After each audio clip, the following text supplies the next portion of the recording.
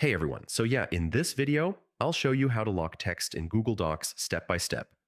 Locking text is useful when you want to prevent others from editing important content while still allowing collaboration on other sections. First, open your Google Docs file and scroll to the text you want to lock. Click and drag to highlight the text. If locking multiple sections, select them individually. Click Tools in the top menu, then select Protect Document or Restrict Editing.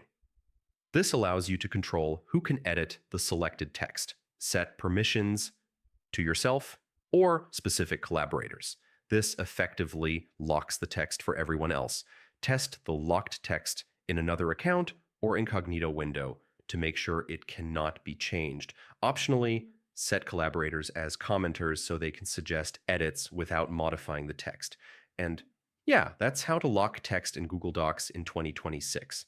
If this guide helped you, like the video, subscribe to the channel, and I'll see you in the next tutorial.